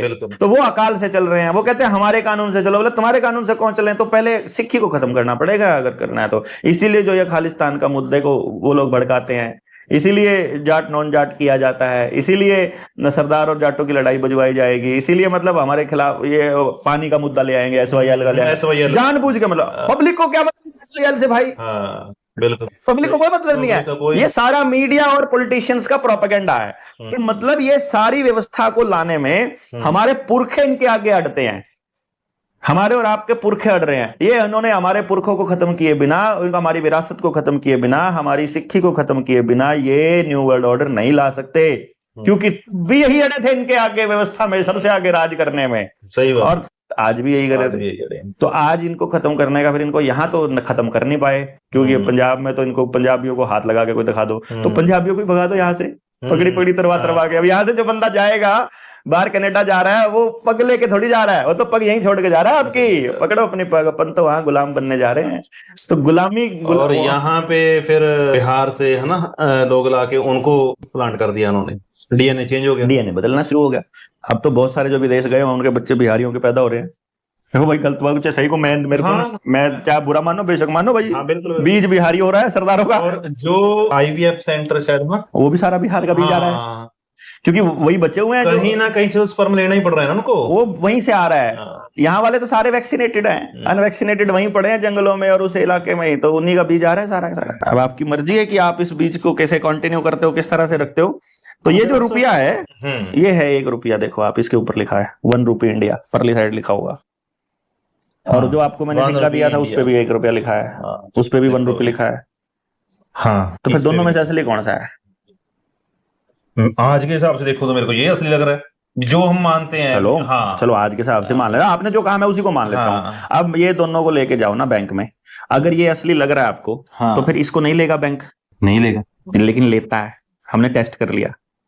अच्छा, हाँ, और इसमें 90% चांदी है, 1 तोला चांदी है इसमें। मैंने दिखाया पर कैमरे पोड़ करके दिखा देने हैं। आ देखो भाई, ਆ ਸਿੱਕਾ ਹੈ हाँ। मैं ये पहली बार देखा 1 रुपए का सिक्का थोड़े चो किसी ने देखा चांदी का होगा, कौन से सन का है? ये सन भी लिख रहा होगा 1800 करियो इत्ते हैगा लिखा होया 1862 बाट। हाँ 1862 ਦਾ ਹੈ ਇਹ ਸਿੱਕਾ।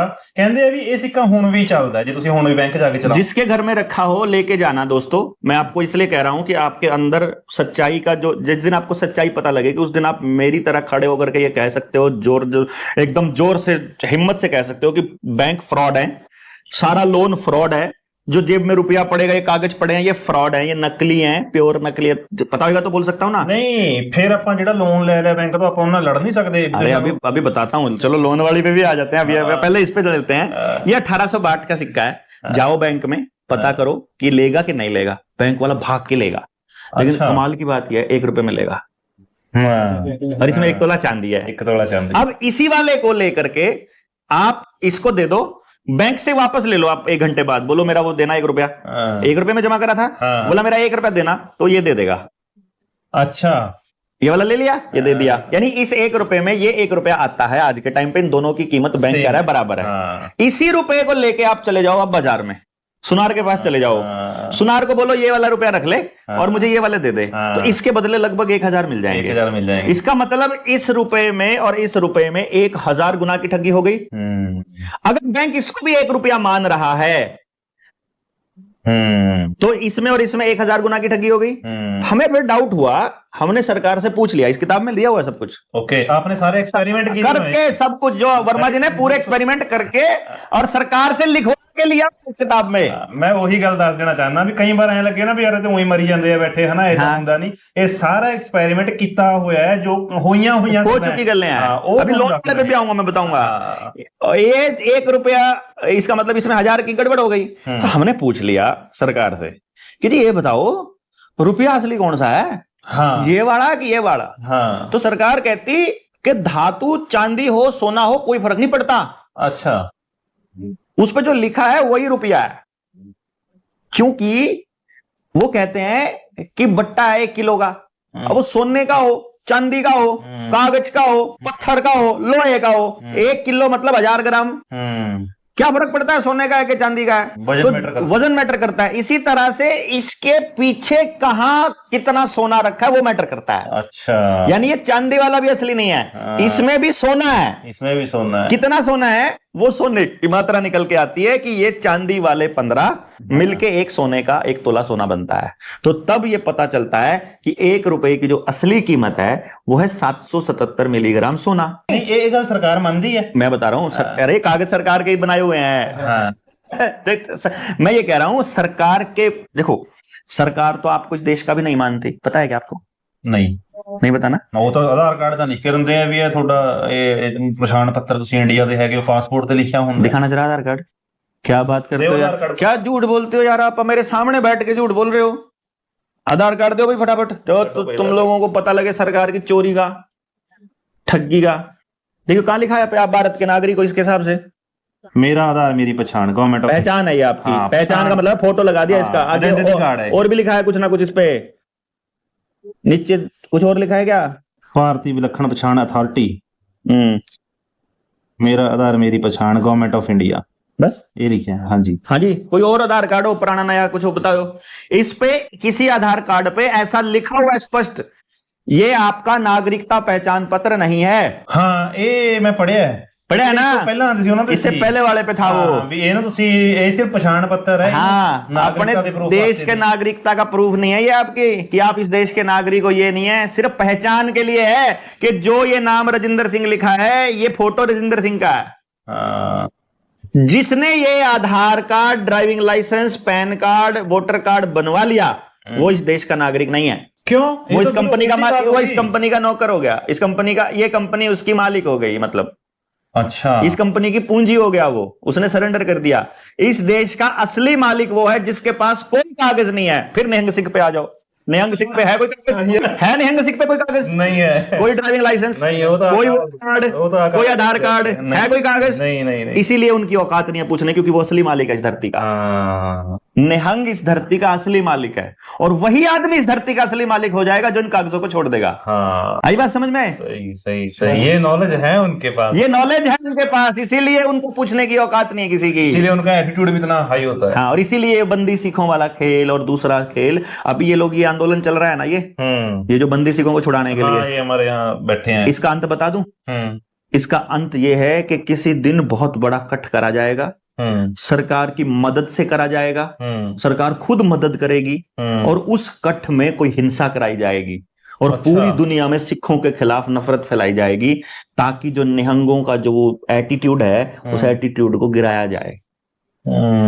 जो किसान आंदोलन में वहां मीडिया के थ्रू कराया गया था, उसका प्लेटफॉर्म नहीं बन रहा, इसलिए ये धरना इतने लंबे समय से चल रहा है। जिस दिन इनको निहंगों के ऊपर अटैक करने का वैसा ही बहाना चाहिएगा जैसा इंदिरा गांधी को चाहिए था, उस दिन ये होगा। इसीलिए बोल रहा हूं, समझ ही समाधान है। जिस दिन आपको पता लग गया तेरे की ये यहाँ पे बंदी सिखों का धरना चला हुआ है, ये लोग गांव गांव जाकर के अपनी असलियत क्यों नहीं बताते कि तुम मालिक हो इस धरती के? और क्या वो पड़े अंदर, क्या उनको कोई तकलीफ थोड़ी ना है? निहंग को कोई तकलीफ नहीं होती भाई, नहीं। परमात्मा के बंदे को कभी कोई तकलीफ नहीं होती, हमको पता है, हमने जेल भी खाई है, हमने लठ भी खाए हैं, हमें उल्टा लटका के भी पीटा, नहीं तकलीफ होती। जब परमात्मा ध्यान में होता है कुछ नहीं पता चलता कौन मार रहा है, क्या हो रहा है। शरीर पे दर्द हो रहा होता है, उसके लिए चिल्ला रहे होते हैं, तो मार खत्म होते फिर वैसे ही हो जाता है, फिर वैसे ही हंसी होती है, फिर वही परमात्मा होता है, नहीं होता कुछ भी फर्क पड़ता ना। उसके बदले में समाज से कुछ मांगा हमने कि तुम्हारे लिए मरे, तुम्हारे लिए खाए। इसलिए ये जो रुपया है, इस रुपये में मौजूद सोने की मात्रा ही असल रुपया है। यानी जो आप कमाते हो ना, मैं ये कह रहा हूं कि जो आपने मेहनत करी, जो आपने उस अनाज की जो कीमत रखी, वो अनाज ऊर्जा स्टोर करता है, और सोना भी ऊर्जा स्टोर करता है। सोने में भी ऊर्जा है और अनाज में भी ऊर्जा है। लेकिन अनाज और सोने की ऊर्जा में क्या फर्क है कि अनाज की जो ऊर्जा है वो धीरे धीरे क्षीण हो जाती है, यानी अनाज खराब हो जाता है, उसको ऐसा बोलेंगे। सोने की ऊर्जा क्षीण नहीं होती, उसमें ऐसे की ऐसे रहती है। इसीलिए हमें कोई ऐसी चीज चाहिए थी जो ऊर्जा के बराबर ऊर्जा का स्टैंडर्ड बना सके, कि 1 रुपए में पहले थोड़ी 1 रुपए में इतना ही अनाज आता था। पहले तो 1 रुपए में 1 बोरी 2 बोरी 3 बोरी अनाज आ जाता था। बिल्कुल बिल्कुल बिल्कुल सही। तो 3-4 बोरियों में उतनी ही ऊर्जा है सूरज और प्रकृति की जितनी 1 ग्राम सोने में है, 1 रुपए की सोने में है। आई बात समझ में? बिल्कुल बिल्कुल। तो जितना 1 तोला सोने में अनाज आता है, जितना 1 तोला सोने में तेल आता है, जितना 1 तोला सोना में बाकी चीजें आती हैं, उतनी ही ऊर्जा उस 1 तोला सोने को बनाने में और उसमें स्टोर है, और उतनी ही उस चीज में स्टोर है। ये असली मापक है किसी भी ऊर्जा का। ये कागज के टुकड़े मापक नहीं है, ये नकली हैं। इसीलिए हमने बैंकों के ऊपर आवेदन लगा दिए, लगभग 2000 आवेदन। अच्छा। और उन आवेदनों में हमने पूछ लिया बैंकों से कि यार तुमने हमसे कॉन्ट्रैक्ट तो किया था रुपए का कि तुम हमें रुपया दोगे। तो लोन मांगा हमने 6 लाख रुपए का, उस पर तो लिखा हुआ है 6 लाख रुपए। तुमने दिए हमको बैंक वाले नोट, ये तो रुपए नहीं है, रुपया तो गोल्ड होता है। तो तुमने हमको दिया 6 लाख रुपए के नोट। इस नोट में और रुपए में बहुत अंतर है। जितना मेरा 100 रुपए में सोना आता है, उतना तुम्हारे 6 लाख रुपए के नोट में आता है। तो जितना सामान तुम्हारा 6 लाख में आता है, उतना मेरा 100 रुपए में आ रहा है। इसका मतलब बल्कि 6.5-7 लाख के करीब हो गया अब तो, जो सोने का रेट बढ़ा ना, अब लगभग 7 लाख हो गया है। तो आज का जो 7 लाख रुपए के बैंक नोट और भारत के 100 रुपए बराबर है। तो हमने बैंकों को चिट्ठी लिख दिया कि मैं जो कमाता हूं ना, वो भारतीय रुपया कमाता हूं। सही बात है। तुमने हमको अंग्रेजों वाले नोट दिए हैं भारतीय रिजर्व बैंक के। पहले तो ये बता दो कि तुमने हमें रुपए कब दिए। अगर तुमने रुपए नहीं दिए तो जो तुम्हारा मेरा कॉन्ट्रैक्ट था वही वैलिड नहीं है, क्योंकि पहले नंबर पे वही गलत हो गया कि जिस चीज का प्रॉमिस था तुमने हमको वो नहीं दिया। तुमने डिजिट ट्रांसफर किए, उसमें सामान लेके आया, मैं गाड़ी लेके आया, मैं घर लेके आया, सरिया लाया, सामान लाया, कुछ लाया, लेकिन उतने नहीं लाया भाई। जितना तुम्हारे 7 लाख में सामान आता है उतना मेरे 100 रुपए के सोने में आता है।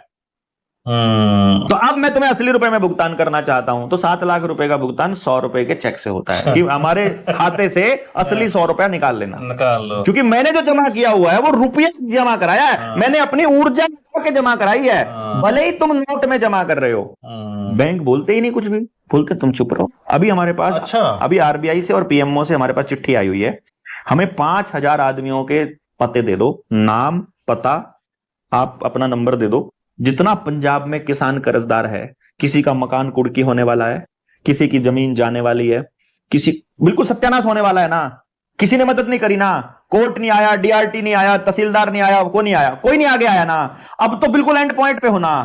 अब आप अपना नंबर दे देना, अब वो आपसे संपर्क कर लें, जितने लोग संपर्क करें आप उनकी लिस्ट हमको दे देना, जो आप दे दोगे उन सबका अगर मकान नीलाम हो जाए तो मुझे कह देना, एक भी आदमी का। एक गल ध्यान च रखियो, जे थोड़ा मतलब कोई गलत काम नहीं करना, कोई सुसाइड कुछ नहीं करने की जरूरत किसी को भी, मतलब सिरे ते लग्या होया काम है, थोड़ा कुरक होने वाली है, जमीन पलाजो हो गई है, ਜਾਂ ਤੁਹਾਡਾ ਕੁਝ ਵੀ ਹਨਾ ਐ ਹੋਣ ਵਾਲਾ ਹੈ ਵੀ ਹੁਣ ਲੋਨ ਦੇ ਨਹੀਂ ਸਕਦੇ, ਬੈਂਕ ਵਾਲੇ ਘਰ ਆ ਕੇ ਜਿੰਦਾ ਲਾ ਦੇਣਗੇ, ਤਾਂ ਤੁਸੀਂ ਸਾਨੂੰ ਆਪਣਾ ਕੰਟੈਕਟ ਦਿਓ, ਅਸੀਂ ਡਾਕਟਰ ਸਾਹਿਬ ਨਾਲ ਗੱਲ ਕਰਾਂਗੇ, ਇਹ ਤੁਹਾਡਾ ਮਕਾਨ ਕੁਰਕ ਹੋਣ ਤੋਂ ਬਚਾ ਲੈਣਗੇ। ਮੇਰਾ ਨੰਬਰ ਹੈਗਾ 9211420001, ਸਕਰੀਨ ਤੇ ਫਲੈਸ਼ ਵੀ ਹੋ ਜਾਊਗਾ, ਤੁਸੀਂ ਇਹ ਗੱਲ ਸਾਡੇ ਨਾਲ ਕਰ ਸਕਦੇ ਹੋ, ਅਸੀਂ ਡਾਕਟਰ ਸਾਹਿਬ ਤੱਕ ਤੁਹਾਡੀ ਗੱਲ ਪਹੁੰਚਾਵਾਂਗੇ। ਤੇ लिस्ट देनी है, आपने नाम देना है, आपका फोन नंबर देना है, आप कहां से वो देना है, और जो आपके पास चिट्ठी आई हुई है नीलामी की कि घर नीलाम हो जाएगा इस तारीख में, वो चिट्ठी की कॉपी देनी है, आप वो प्रिंट निकाल के मुझे दे दो। उस जो लिस्ट आप मुझे दोगे, 31 अप्रैल को हम लोग जाएंगे, वित्त मंत्रालय का आएगा, किसी भी व्यक्ति का घर नीलाम नहीं होगा। अच्छा, एक भी आदमी का नहीं होगा। देख लो बड़ी गल, कागज देखो गुंडागर्दी की लड़ाई तो लड़नी पड़ेगी समाज को, कागज की लड़ाई हम लड़ेंगे, कागज की लड़ाई अपने पास है, और जो भी लिखने को देंगे करने को देंगे, कहीं बुलाएंगे आप आ जाना, और वहीं से मिलके फिर आगाज कर देंगे लड़ाई का।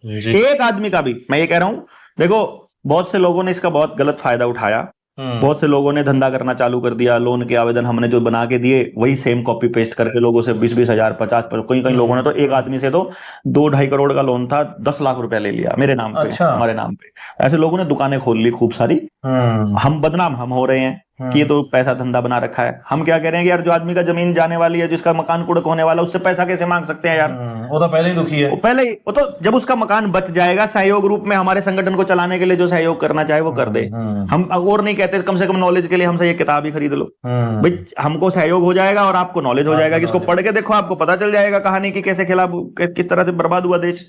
तो वो इस तरीके से हम लोग चलाते हैं कि भाई आप लोगों को परेशान होने की जरूरत नहीं है, कम से कम सुसाइड तो नहीं करना जी। मतलब किसी भाई का अगर सुसाइड करने का मन हो तो भाई नंबर दे रखा है भाई का, मैसेज कर देना, इनके पास पहुंच जाना, इनका जहां भी हो ये पहुंच जाओ, मरने से पहले आप इनकी गर्दन पकड़ लो, पहले बचा कैसे बचे तो फिर आ जाओ, फिर अपन बचाएंगे, टेंशन नहीं लेनी आप। एक बार तुसी मेरे पास आ जाओ, नहीं है कहने का मतलब ये है सुसाइड नहीं करना बस। ਜੇ ਤੁਹਾਨੂੰ ਬੈਂਕ ਵਾਲਿਆਂ ਦੀ ਕੁਰਕੀ ਦਾ ਨੋਟਿਸ ਆ ਗਿਆ, ਜੋ ਵੀ ਆ ਗਿਆ, ਤੁਸੀਂ ਕੋਈ ਵੀ ਗਲਤ ਸਟੈਪ ਲੈਣ ਤੋਂ ਪਹਿਲਾਂ ਮੇਰੇ ਨੰਬਰ ਤੇ ਕੰਟੈਕਟ जरूर करियो, ਆਪਾਂ ਤੁਹਾਨੂੰ पक्की गल है बचा लवांगे। किसान संगठन है, आप किसान संगठनों से बात कर लो, जितने किसान कर्जदार है आप लिस्ट दे दो हमको। 5000 आदमियों की लिस्ट तो हमसे मांगी, खुद आरबीआई ने मांगी हुई है, वित्त मंत्रालय ने मांगी, 5000 आदमियों की लिस्ट दे दो, उनका ऐसे कांटा मार देंगे लोन के ऊपर 1 सेकंड से। आप हमको दे दो 5000 आदमियों की लिस्ट, जिनके पास एक ही मकान है, उसकी कुड़की होने वाली है और वो पे नहीं कर पा रहा, फिट्टे मुंह अगर एक आदमी का भी मकान चला जाएगा। लो ਇਹ ਚੀਜ਼ ਸ਼ਰਤ ਹੈ ਵੀ ਕੁਰਕੀ ਦਾ ਨੋਟਿਸ ਆਇਆ ਹੋਣਾ ਚਾਹੀਦਾ। हाँ ऑब्वियसली, अब जब वो तो स्वाद ले रहा कोई ऐसे थोड़ी ना, मतलब ਇਹ नहीं होना चाहिए ਤੁਸੀਂ ਸਮੂਥਲੀ ਆਪਣਾ ਲੋਨ ਭਰਦੇ ਹੋ, ਤੁਸੀਂ ਕਹੋ ਵੀ नहीं ਹੁਣ हम किसी चीज को प्रमोट नहीं कर रहे कि आप एक्सपेरिमेंट करना चाहते हो कर लो, उसके लिए हम अपन तैयार हैं भाई लड़ने के लिए। आपको आपने 10-20 करोड़ का लोन था और आपको लड़ना है, आपको सच्चाई पता चल गई, सच देखो, जब मैं नहीं देता, मेरी नीचे गाड़ी खड़ी है 50 लाख रुपए की है, एक इंस्टॉलमेंट नहीं गई आज तक, 15 महीने हो गए हैं। ओके हाँ, मैं नहीं देता, कोई रोक के दिखाए, कोई मतलब नहीं है। अच्छा अपन भी निहंग सीखे भाई, ऐसे थोड़ी पगड़ी नहीं पहननी और नीला बाड़ा नहीं धारण किया, लेकिन सच्चाई का पता है ना हमको, सच्चाई का पता है कि तू कौन भाई पूछने वाला, पहले सही है नहीं पूछ सकता कोई हमसे। हमारे पास ऐसी अपने संगठन में ऐसी करीब 200 गाड़ियां हैं। अच्छा हाँ, और कोई पूछने की हिम्मत नहीं करता। ਨਹੀਂ ਤੁਹਾਨੂੰ ਫਿਰ ਕੋਈ ਐ ਨਹੀਂ ਕਹਿੰਦਾ ਵੀ ਇਹ ਕਿਦਾਂ ਦਾ ਗੈਂਗ ਚਲਾਈ ਜਾਂਦੇ ਆ ਵੀ ਜਿਹੜੇ ਲੋਕਾਂ ਨੂੰ ਤੁਸੀਂ ਗੱਡੀਆਂ ਦਵਾ ਰਹੇ ਹੋ ਤੇ लोगों नहीं दबा रहे। मैंने कहा जिसको लड़ाई समझ में आ जाए कि आपके साथ ठगी हो रही है, आप ठगी को बिल्कुल भी नहीं, फिर नहीं मतलब ਉਹਨਾਂ ਵੱਲੋਂ ਤਾਂ ਅਪੋਜ਼ ਕੀਤਾ ਜਾ ਰਿਹਾ होना ना इस चीज को। ये तो भगत सिंह को भी किया भाई, उन्होंने आतंकवादी बोल दिया उनको, हमको भी लुटेरे बोल देंगे, क्या फर्क पड़ रहा है, बोलो जो मर्जी बोलना है। निहंगों को नहीं बदनाम किया जाता कि इन्होंने हाथ काट दिया था उस इंस्पेक्टर का, गलती तो उसकी थी ना पुलिस वाले की, वो कैसे अड़ गया, बाणा देख के नहीं उसको पता लगना चाहिए साइड में हो जा भाई, मालक आ रहा है। मालक के नौकर की औकात क्या है भाई बोलने की, वो कैसे अड़ जाएगा आगे, उसको पता होना चाहिए, अभी तू नौकर है, ये मालक है, धरती का मालक आ रहा है, उसके आगे अड़ने की हिम्मत कौन से कैसे होगी उसकी, वो गलत था वो स्टार्टिंग में, बिगिनिंग में ही। सही बात है। वैसे थोड़ी वो गोलियां चलाते हुए घूमते हैं निहंग से के, वो अपनी रक्षा के लिए कुछ भी करेंगे, लेकिन बात सारी नॉलेज की है। मैं कह रहा हूं लड़ाई लड़ने के लिए आप 100 बार करो, मजे लेने के लिए नहीं, बैंक को लूटने के लिए नहीं, बिल्कुल ये सब करने के लिए नहीं, लेकिन आपको पता चल जाए कि आपके साथ ठगी हो रही है तो अपनी ठगी का हिसाब तो बनता है भाई। ਜਾਨੀ ਕਿ ਜਿਹੜਾ ਤੁਸੀਂ ਬੈਂਕ ਨੂੰ ਨੋਟਿਸ ਪਾਇਆ ਹੈ ਜਾਂ ਤੁਸੀਂ ਜੋ ਵੀ ਉਹਨਾਂ ਨੂੰ ਐਪਲੀਕੇਸ਼ਨ ਲਿਖੀ ਸੀ, ਉਹਦੇ 'ਚ ਬੈਂਕ ਮੰਨਦਾ ਹੈ ਵੀ ਅਸੀਂ ਗਲਤ ਹੈਗੇ ਆ। हम बैंक से ये ਕਿਉਂਕਿ ਜਿਹੜਾ ਆਪਾਂ ਕਹਿੰਦੇ ਆ ਵੀ ਸਾਡਾ 777 मिलीग्राम सोने ਦਾ 1 रुपया है ना, हम लगभग 2000 एप्लीकेशन तो हम थाने में दे चुके हैं बैंकों के खिलाफ FIR करने की, और बैंक इंस्पेक्टर हमने पुलिस वालों को पैसे तक ऑफर किए हैं बैंक के खिलाफ FIR। कहता है हमको सिखाई ही नहीं भाई किसी ने ये, बैंक के खिलाफ मैं कह रहा हूँ IPC में लिखा हुआ है, तुम्हारे BNS में लिखा हुआ है, इसमें ये धारा है, धारा 178 का ये सेक्शन है, मैं आपको बता रहा हूँ, ये देखो रुपए के कूटकरण में अगर आप छेड़खानी करते हो तो BNS के अंदर मेंशन दिया हुआ है, BNS की 2023 की अध्याय 10 धारा 178 से 188 सिक्के, करेंसी, बैंक नोट, सरकारी स्टैंप का कूटकरण अपराध संबंधित धाराएं हैं, जिसमें पहले IPC का अध्याय 18 धारा 489 ABCDE करेंसी नोट और बैंक नोट के कूटकरण से संबंधित आपराधिक धाराएं, जिसमें आजीवन कारावास तक का प्रावधान है, जो प्रमाणिक दस्तावेज है। हमने कहा बैंक ने ये फ्रॉड किया हुआ है, हमको FIR करनी है, करता ही नहीं, फिर थे फंस जाते हैं आके, फंस जाते हैं, कुछ नहीं बोलते। ਹੁਣ ਤੁਹਾਨੂੰ ਕਹਿੰਦੇ ਫਿਰਦੇ ਆ ਵੀ ਥੋੜਾ ਲੋਨ ਮਾਫ कर। बैंक वाले ये कहते हैं तुम हमको लिस्ट दो, उनको उनकी गारंटी हमारी, आप लिस्ट दे दो, आप दे दो। मैं भाई देखो हाथ कंगन को आरसी क्या, आपके चैनल पे मैं वीडियो बना रहा हूँ, आप मुझे लिस्ट दो ऐसे व्यक्तियों की, एक का भी मकान नीलाम हो गया, इसी चैनल पे वीडियो बनाना कि यार वो आदमी था, वो फ्रॉड था, तो झूठ बोल रहा था, हमको बका दिया उसने और पब्लिक में हमारी बदनामी कर दी, और जो एक भी आदमी का बच जाए तो फिर पूरे पंजाब को बचा लेंगे, फिर क्या दिक्कत है, फिर किसी किसान की जमीन थोड़ी नीलाम होने देंगे, और फिर लड़ना, देखो अगर एक की भी बच जाए तो यार सबको खड़ा होना चाहिए, फिर खड़ा होना चाहिए, फिर खड़ा होना पड़ेगा सारा। नाले ये फिर सच है, किहड़ा कोई किसी वालों बनाई गई गल है, कुछ है किताब लिख दी, आप साबित करो इसमें लिखी कौन सी लाइन गलत है, 325 पन्ने लिखे हैं, कोई छोटी मोटी बात थोड़ी ना है यार। ਦੋਸਤੋ ਇਹ ਸੀਗੇ ਡਾਕਟਰ ਦੇਵੇਂਦਰ ਬਲਹਾਰਾ ਜੀ, ਜਿਨ੍ਹਾਂ ਨੇ ਸਾਨੂੰ ਉਹ ਗੱਲਾਂ ਦੱਸੀਆਂ ਸ਼ਾਇਦ ਅਸੀਂ ਜਿਨ੍ਹਾਂ ਬਾਰੇ ਕਦੇ ਸੋਚ ਵੀ ਨਹੀਂ ਸਕਦੇ, ਕਿਵੇਂ ਉਹ ਸਾਨੂੰ 1 ਰੁਪਏ ਦੇ ਵਿੱਚ ਉਲਝਾਇਆ ਜਾ ਰਿਹਾ ਹੈ ਹਨਾ, ਸਾਨੂੰ ਦਿਖਾ ਕੇ ਕੁਝ ਹੋਰ ਦਿੱਤਾ, ਕੁਝ ਹੋਰ ਜਾਂਦਾ ਹੈ, ਤੇ ਇਹਨਾਂ ਨੇ ਸਿੱਧੇ ਤੌਰ ਤੇ ਚੈਲੰਜ ਕਰ ਰੱਖਿਆ RBI ਨੂੰ, ਸਾਰੇ ਬੈਂਕਾਂ ਨੂੰ ਬਾਣੋ ਬਾਣੀ ਪਾ ਰੱਖਿਆ ਵੀ ਤੁਸੀਂ ਸਾਡੇ ਇੱਕ ਵੀ ਬੰਦੇ ਦੀ ਕੁਰਕੀ ਕਰਾ ਕੇ ਦਿਖਾਓ, ਜੇ ਤੁਹਾਡੀ ਕਿਸੇ ਦੀ ਕੁਰਕੀ ਹੋਣ ਵਾਲੀ ਹੈ ਜਾਂ ਤੁਹਾਡੇ ਕੋਲ ਕੋਈ ਨੋਟਿਸ ਆਇਆ ਹੋਇਆ ਬੈਂਕ ਵੱਲੋਂ, ਉਹਨਾਂ ਦੀ ਗੱਲ ਹੈ, ਜਿਹਨਾਂ ਨੂੰ ਕੋਈ ਬੈਂਕ ਵੱਲੋਂ और सुनो नोटिस नहीं जी, कुर्की का ऑर्डर हुआ, ई ऑक्शन करके मकान बेच दिया, मकान का अगले बंदे ने कब्जा ले लिया, वो भी वापस दिलाया। अच्छा ऐसे भी 4-5 केस हैं। ਜੇ ਕੋਈ ਸੁਣਦਾ ਹੋਵੇ ਮੇਰਾ ਵੀਰ ਭਰਾ, ਕੋਈ ਇਦਾਂ ਦਾ ਕੇਸ ਨਹੀਂ ਹੋਏ ना, ਤੁਹਾਡਾ मकान कुर्क हो गया, आपके पहली कंडीशन ये है कि आपके पास एक ही मकान होना चाहिए, आपके पास एक ही मकान था और वो भी बैंक ने ऐसे फ्रॉड करके लूट लिया। ये चीजां दी कंडीशन है, ਤੁਹਾਡੇ ਕੋਲ ਇੱਕੋ मकान, वो कंडीशन इसलिए है क्योंकि वो नॉलेज फिर वहीं आके आता है कि भाई हर आदमी का जीने का अधिकार है वो, और आपने अपने फ्रॉड के चक्कर में इसका ये जीने का अधिकार छीन लिया। आपके पास 2-3 मकान है, इसका मतलब आपने किसी के हिस्से का लूटा हुआ है, क्योंकि प्रकृति आपकी जरूरत के मुताबिक तो जरूर देती है, लेकिन आपकी लालच का भरपाई नहीं करती है। तो अगर आपके पास 2-3 मकान और उसमें से एक चला गया, फिर हमारी जिम्मेदारी नहीं है। आपके पास एक ही मकान था और वो बैंक अगर लूट रहा है, फिर आ जाओ, फिर लड़ते हैं, फिर उसकी क्या औकात है। ਇਹ ਚੀਜ਼ਾਂ ਹਨਾ ਹੋ ਗਈਆਂ ਜਿਹੜੀਆਂ, ਤੇ ਇੱਕ ਨਿਹੰਗ ਸਿੱਖਾਂ ਬਾਰੇ ਕਿੰਨਾ ਸੋਹਣਾ ਇਹਨੇ ਦੱਸਿਆ ਵੀ ਉਹਨਾਂ ਕੋਲ ਇੱਕ ਕਿੱਡਾ ਸੋਹਣਾ ਐਟੀਟਿਊਡ ਹੈ, ਤੇ ਉਹਦੇ ਪਿੱਛੇ ਕੀ ਤਾਕਤ ਕੰਮ ਕਰਦੀ ਹੈ, ਉਹ ਕਿਉਂ ਇੰਨੀ ਚੜ੍ਹਦੀ ਕਲਾ ਦੇ ਵਿੱਚ ਫਿਰਦੇ ਹੁੰਦੇ ਆ, ਉਹਨੂੰ ਹਰ ਚੀਜ਼ ਆਪਣੀ ਕਹਿੰਦੇ ਹੁੰਦੇ ਆ ਵੀ ਇਹ ਸਾਡੀ ਆ, ਅਸੀਂ ਮਾਲਕ ਆ, ਹਰ ਚੀਜ਼ ਦੇ ਉੱਤੇ ਮਾਲਕਾਨਾ ਹੱਕ ਜਤਾਉਂਦੇ ਆ। वही तो कहना, धरती का मालिक है भाई, ਕਿਸੇ ਦੇ ਵਿੱਚ ਤਾਕਤ ਨਹੀਂ ਵੀ ਉਹਨਾਂ ਨੂੰ ਕੋਈ ਰੋਕ ਦੇਵੇ, ਉਹਦੇ ਪਿੱਛੇ ਇੱਕ ਵੱਡੀ ਸਾਇੰਸ ਕੰਮ ਕਰਦੀ ਹੈ। ਸਾਡੇ ਗੁਰੂ ਸਾਹਿਬਾਨ ਦਾ ਦਿਮਾਗ ਬਹੁਤ ਵੱਡਾ ਸੀਗਾ, ਉਹਨਾਂ ਨੇ ਇਹ ਚੀਜ਼ਾਂ ਸਾਨੂੰ ਧੁਰੋਂ ਸਿਖਾ ਕੇ ਭੇਜੀਆਂ ਸੀਗੀਆਂ। ਬਿਲਕੁਲ। ਸੋ ਇਹਨਾਂ ਚੀਜ਼ਾਂ ਬਾਰੇ ਸਾਨੂੰ ਡਾਕਟਰ ਬਲਹਾਰਾ ਉਹਨਾਂ ਨੇ ਦੱਸਿਆ, ਸੋ ਉਹਨਾਂ ਦਾ ਬਹੁਤ ਬਹੁਤ ਧੰਨਵਾਦ ਹੈ। ਦੋਸਤੋ ਤੁਹਾਨੂੰ ਇਹ ਵੀਡੀਓ ਕਿਵੇਂ ਦੀ ਲੱਗੀ ਕਮੈਂਟ ਕਰਕੇ ਜਰੂਰ ਦੱਸਿਓ। ਨੈਕਸਟ ਟਾਈਮ ਜੇ ਤੁਸੀਂ ਚਾਹੁੰਦੇ ਹੋ ਵੀ ਆਪਾਂ ਫਿਰ ਹੋਰ ਇੱਕ ਇਦਾਂ ਦਾ ਪੋਡਕਾਸਟ ਦਾ ਸੈਸ਼ਨ ਕਰੀਏ ਤਾਂ ਉਹ ਵੀ ਜਰੂਰ ਦੱਸਿਓ। ਬੜੀ ਜਲਦੀ ਨਵੇਂ ਟੌਪਿਕ ਤੇ ਵੀਡੀਓ ਲੈ ਕੇ ਹਾਜ਼ਰ ਹੋਵਾਂਗੇ। ਸਤਿ ਸ਼੍ਰੀ ਅਕਾਲ। सत श्री अकाल भाई।